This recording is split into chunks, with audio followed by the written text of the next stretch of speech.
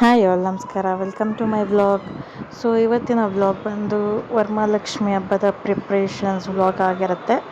So ಇವಾಗ ತೋರಿಸ್ತಿರೋದು ಬಂದು painter ಬಂದಿದ್ದಾರೆ. ಅವರು ಮೇಲಿರೋದನ್ನೆಲ್ಲ ಎತ್ತು ಕೆಳಗಡೆಗೆ ಹಾಕಿದ್ರು. ನಾನು ಅಟ್ ಎ ಟೈಮ್ ಕೆಲಸ ಮುಗೀಲಿ ಅಂತ ಹೇಳಿ ಅವ್ರು ಏನೇನು ತೆಗ್ದು ಹಾಕಿದ್ರು ಅದ್ರದ್ದೆಲ್ಲ ಧೂಳು ತೆಗೆದು ಒರೆಸಿಟ್ಕೊಂಡಿದ್ದೆ. ಸೊ ಅವ್ರು ಪೇಂಟ್ ಮಾಡಿ ಡ್ರೈ ಆಗಿದ ತಕ್ಷಣ ಹಂಗೆ ಎತ್ತಿ ಎಲ್ಲ ಜೋಡಿಸ್ಬಿಡೋಣ ಅಂತ ಅವ್ರವ್ರ ಕೆಲಸ ಮಾಡ್ತಾಯಿದ್ರು. ಒಬ್ಬರೇ ಬಂದಿದ್ದಿದ್ದು, ಬಟ್ ಎಷ್ಟು ಬೇಗ ಒಂದೇ ದಿನದಲ್ಲಿ ಕಂಪ್ಲೀಟ್ ಮನೆ ಮುಗಿಸ್ಕೊಟ್ರು.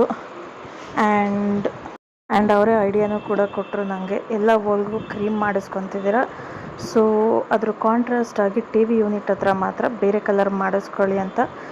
ಸೊ ನಾನು ಸರ್ಚ್ ಮಾಡಿದೆ, ನನಗೆ ಒಂಥರ ಟೀಲ್ ಗ್ರೀನ್ ಕಲರ್ ಇಷ್ಟ ಆಯಿತು. ಅದನ್ನು ತೋರಿಸ್ದೆ, ಅವರು ತರ್ತೀನಿ ಅಂದರು. ಬಟ್ ತಂದಿದ್ದಿದ್ದು ಬೇರೆ ಕಲರು. ಬಟ್ ಏನೂ ಮಾಡೋಕ್ಕಾಗಲ್ಲ, ಪಾಪ ವಯಸ್ಸಾಗಿದೆ ಎಷ್ಟು ಅಂತ ಅಲ್ಸಾಡೋದು. ಅವರು ಹೋಗಿದ್ದು ಒಂದು ಕಲರ್ ತರೋಕ್ಕೆ, ತಂದಿರೋದೇ ಬೇರೆ. ಬಟ್ ನಮ್ಮ ಮನೆಯವ್ರು ಹೋಗಲಿ ಬಿಡು ಮಾಡಿಸು ಚೆನ್ನಾಗಿರುತ್ತೆ ಅಂದರು. ನನಗೆ ಗ್ರೀನ್ ಕಾನ್ಸೆಪ್ಟ್ ಯಾಕೆ ತಲೆಯಲ್ಲಿತ್ತು ಅಂದರೆ, because green indicates the prosperity and well being. So ಅದು ಒಂದು ತಲೆಯಲ್ಲಿತ್ತು, ಅದಕ್ಕೋಸ್ಕರ. ಇನ್ನು ಪ್ಯಾಚ್ ಹಂಗಂಗೆ ಕಾಣಿಸ್ತಿದೆ, ಡ್ರೈ ಆಗಬೇಕು ಕಂಪ್ಲೀಟಾಗಿ.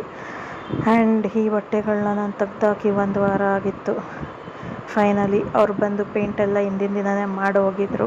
ಸೊ 2 ಡೇಸ್ ಬಿಟ್ಟು ಇದನ್ನೆಲ್ಲ ಕ್ಲೀನ್ ಮಾಡ್ಕೊತಿದ್ದೆ. ನಾನು ತೆಗ್ದಾಕಿ 1 ವೀಕ್ ಆಗಿತ್ತು. ಪೇಂಟ್ ಹಾಕಿ 2 ಡೇಸ್ ಆದಮೇಲೆ ಕ್ಲೀನ್ ಮಾಡೋಣ ಅಂತೇಳಿ ಎಲ್ಲ ಕ್ಲೀನ್ ಮಾಡ್ಕೊತಿದ್ದೆ. ಆ್ಯಂಡ್ ಇದರಲ್ಲಿ ಬಂದು ಬಟ್ಟೆಗಳಲ್ಲಿ ನಾನು ನಮ್ಮ ಮನೆಯವರೆಲ್ಲ ಹಾಕೋದ್ರಲ್ಲಿರೋದು ಜಸ್ಟ್ ಒಂದು 10-20% ಅಷ್ಟೇ ಇರ್ಬೋದು. ಇನ್ನು ಮಿಕ್ಕಿದ್ದೆಲ್ಲ ಫಂಕ್ಷನ್ಸ್ಗೆ ಹಾಕ್ಕೊಳ್ಳೋಕ್ಕೆ, ಸಣ್ಣ ಆದಾಗ ಹಾಕ್ಕೊಳ್ಳೋಕ್ಕೆ, ಆ್ಯಂಡ್ ಹೊರ್ಗಡೆ ಹೋಗ್ಬೇಕಾದ್ರೆ ಹಾಕ್ಕೊಳ್ಳೋಕ್ಕೆ, ಆ್ಯಂಡ್ ಇಷ್ಟ ಆದಾಗ ತೆಗ್ದಿಟ್ಕೊಂಡು ಇನ್ನೊಂದ್ಸಲ ಯಾವಾಗಾದರೂ ಹಾಕ್ಕೊಳ್ಳೋಣ ಅಂತ ಇಟ್ಟಿರೋದು. ಹಿಂಗೆ ಹಾಕಿದ್ದೆ ಎಲ್ಲ ಬಟ್ಟೆಗಳು. ಆ್ಯಂಡ್ ಸೀರೆ ಅಂತೂ ಉಡೋದೇ ಇಲ್ಲ, ಅಪರೂಪ ಜಾಸ್ತಿ. ಏನಾದರೂ ತುಂಬ ಬೇಕೇ ಬೇಕು ಅನ್ನೋ ಫಂಕ್ಷನ್ ಇದ್ದರೆ ಮಾತ್ರ, ಇಲ್ಲ ಅಂದರೆ ಇಲ್ಲವೇ ಇಲ್ಲ ಕಂಪ್ಲೀಟ್ಲಿ. ಯಾರಾದರೂ ಇರಲೇಬೇಕಲ್ಲ ಸೀರೆಗಳು. ಹೆಂಗಸ್ರನ್ನ ಒಂದು ಇಂಡಿಕೇಟ್ ಮಾಡೋದೇ ಸೀರೆ. ಸೊ ಅದನ್ನು ಸಹ ಎಲ್ಲ ಕ್ಲೀನ್ ಮಾಡಿ ಜೋಡಿಸ್ಕೊತಾ ಇದ್ದೆ. ಆ್ಯಂಡ್ ಆಫ್ಟರ್ ಕಂಪ್ಲೀಷನ್ ನನ್ನ ವಾರ್ಡ್ರೋಬ್ ಹೀಗಿದೆ. ಅದೆಷ್ಟೇ ಕ್ಲೀನ್ ಮಾಡಿದ್ರು ಮತ್ತೆ ಬಿದ್ದೋಗ್ಬಿಡುತ್ತೆ, ಬಿಕಾಸ್ ನಮ್ಮ ಬಟ್ಟೆಗಳಿಗೂ ಆ ವಾರ್ಡ್ರೋಬ್ಗೂ ಸೆಟ್ ಆಗೋಲ್ಲ. ಆ್ಯಂಡ್ ಇದು ನನ್ನ ಮಗನ ವಾರ್ಡ್ರೋಬ್ ಕಂಪ್ಲೀಟ್ಲಿ. ಅವನದು ವಾರ್ಡ್ರೋಬ್ ಹಿಂಗೆ ಇರುತ್ತೆ ಯಾವಾಗಲೂ. I maintain that. ಎಲ್ಲ ಕೆಲಸ ಮುಗಿಸಾದ್ಮೇಲೆ ಆಚೆ ಹೋಗಿದ್ವಿ.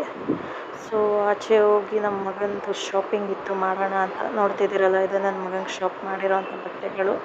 ಸೊ ತುಂಬ ಚೆನ್ನಾಗಿರುತ್ತೆ. ಇದೊಂದು ಸ್ವಲ್ಪ ನನಗೆ ಇನ್ಸ್ಪಿರೇಷನ್ ಬಂದು K-drama inspiration and Chinese outfit inspiration ಇವೆಲ್ಲ. ಸೊ ಈ ಥರ ಇದೆ ಒಂದು ಬಟ್ಟೆ. ನಾನು ಕಳೆದ ಮಿನಿ ವ್ಲಾಗಲ್ಲೂ ಹೇಳಿದ್ದೆ, ಯಾರಿಗಾದ್ರೂ ಇಂಟ್ರೆಸ್ಟ್ ಇದ್ದರೆ ಲೈಕ್ ಲಾಂಗ್ ವೀಡಿಯೋ ಅಲ್ಲಿ ತೋರಿಸ್ತೀನಿ, ಅಪ್ಲೋಡ್ ಮಾಡ್ತೀನಿ ಅಂತ. ಸೊ ನನ್ನ ಬಿಸ್ನೆಸ್ಸಲ್ಲಿ ನಾನು ಸ್ಯಾರಿ ಜೊತೆಗೆ ಈಗ ಈ ಸ್ಟಾಕ್ನೂ ಸಹ ಹಾಕಿಸ್ಬೇಕು ಅಂತ ಇದ್ದೀವಿ. ಬಟ್ ಬಿಫೋರ್ ದಟ್ ನನ್ನ ಮಗನ ಮೇಲೆ ಪ್ರಯೋಗ ಮಾಡೋಣ ಅಂತೇಳಿ, ಇದು ಆಲ್ರೆಡಿ ನಾನು ಅವನಿಗೆ 3rd ಟೈಮ್ ಏನೋ ತರ್ತಿರೋದು ಅಲ್ಲಿಂದ. ಸೊ ಇದರಲ್ಲೇ ಎಲ್ಲ ಲೈಕ್ ಎಲ್ಲ ಸ್ಟೈಲು ಅದೇ ಬರುತ್ತೆ, ಕೊರಿಯನ್, ಚೈನೀಸ್ ಫಾಲೋ ಅಪ್ ಆಗಿ ಬಂದಿರುತ್ತೆ ಇವೆಲ್ಲ. ಸೊ ನೆಕ್ಸ್ಟ್ ನಾನು ಸ್ಟಾಕ್ ಅಪ್ಡೇಟ್ ಮಾಡ್ತೀನಿ, ನೋಡೋಣ. ಯಾರಿಗಾದ್ರೂ ಇಂಟ್ರೆಸ್ಟ್ ಇದ್ದರೆ, ಇಷ್ಟ ಆದರೆ you can ask me. And ಇದೆಲ್ಲ ಬಂದು ಕೋಟ್ ಸೆಟ್ ಇದು.